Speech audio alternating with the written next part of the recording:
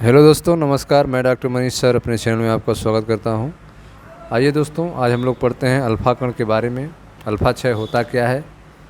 आप पढ़ रहे हैं नाभिक चैप्टर कक्षा 12 भौतिक विज्ञान। आइए इसमें देखते हैं पहले अल्फ़ा क्षय क्या होता है। ध्यान समझिएगा। 92 यूरेनियम 238 का 90 थोरियम 234 में क्षय अल्फ़ा क्षय का एक प्रचलित उदाहरण है। ठीक है, जब 92 यूरेनियम 238 चेंज होता है 90 थोरियम 234 में, तो इस प्रक्रिया में एक अल्फ़ा क्षय होता है, एक अल्फ़ा कण निकलता है। अब अल्फ़ा कण होता क्या है? तो अल्फ़ा कण जो है हीलियम का नाभिक होता है। अल्फ़ा कण हीलियम का नाभिक होता है, जिसे 2He4 से रिप्रेजेंट करते हैं। यह आपका 92 यूरेनियम 238 है। यह चेंज हो गया 90 थोरियम 234 में, और इसके साथ जो है एक अल्फ़ा कण निकला है 2He4। तो आप देख रहे हैं कि दोनों तरफ का जो है परमाणु क्रमांक क्या है, बराबर है। यहाँ पे 92 है तो इधर भी 90 और 2 92 है, और यहाँ पे 234 और 4 मिलके 238 है, तो इधर भी बराबर हो गया, इधर भी 238 है। तो इस तरह से आप देख रहे हैं कि जो भार है वह भी बराबर है और परमाणु क्रमांक भी बराबर है। ठीक है, तो इस तरह से जब यूरेनियम थोरियम में चेंज होता है तो इसके साथ में एक अल्फ़ा कण निकलता है, जिसे अल्फ़ा क्षय कहते हैं। अल्फ़ा क्षय में होता क्या है? तो अल्फ़ा क्षय में परमाणु क्रमांक Z में 2 की कमी होती है, परमाणु भार में 4 की कमी होती है। ठीक है, अल्फ़ा क्षय में उत्पादित विघटनज नाभिक की द्रव्यमान संख्या क्षय होने वाले मूल नाभिक की तुलना में 4 कम होती है, और परमाणु क्रमांक 2 कम होती है।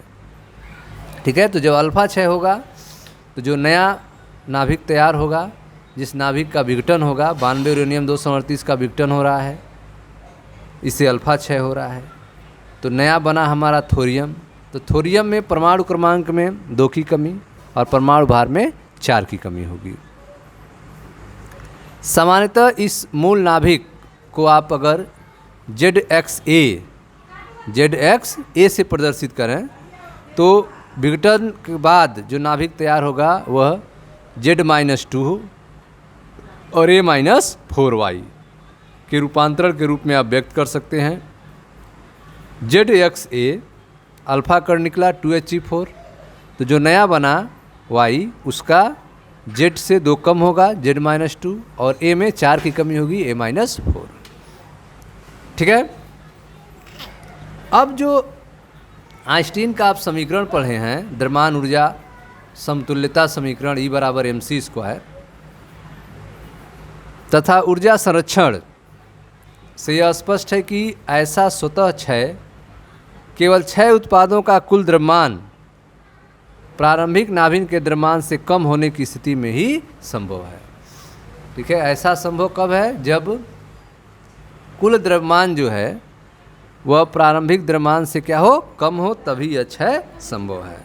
आइंस्टीन के द्रव्यमान ऊर्जा समतुल्यता संबंध E बराबर mc² तथा ऊर्जा संरक्षण से स्पष्ट है कि ऐसा स्वतः क्षय केवल 6 उत्पादों का कुल द्रव्यमान प्रारंभिक नाभिक के द्रव्यमान से कम होने की स्थिति में ही संभव है।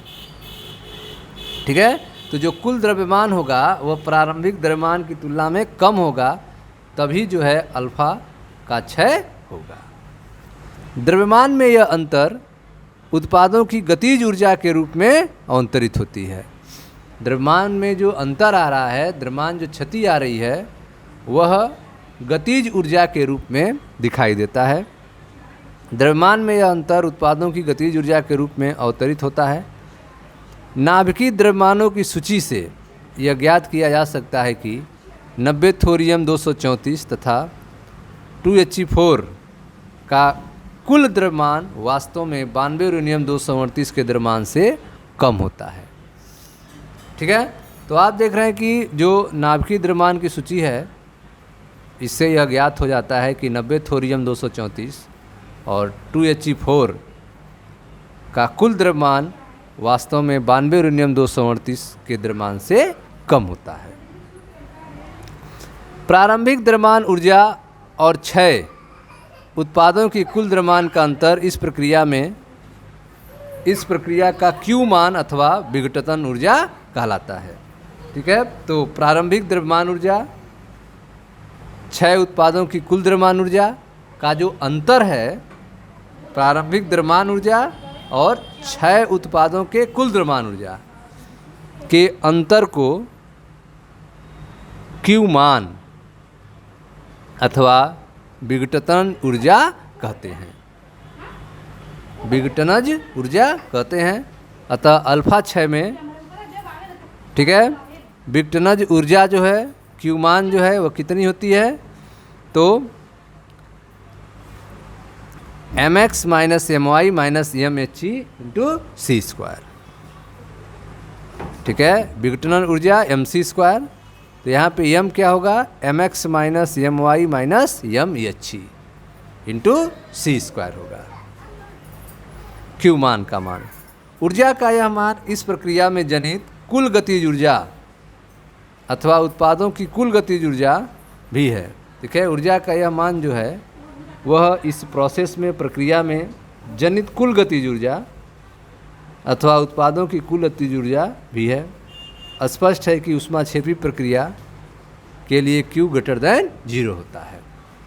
ऊष्माक्षेपी प्रक्रिया के लिए अर्थात अल्फा क्षय के लिए Q का मान जो है वह 0 से अधिक होता है। तो यह था स्टूडेंट अल्फा क्षय के बारे में। मिलते हैं नेक्स्ट वीडियो में, जहाँ पर बीटा क्षय के बारे में चर्चा की जाएगी। Thank you.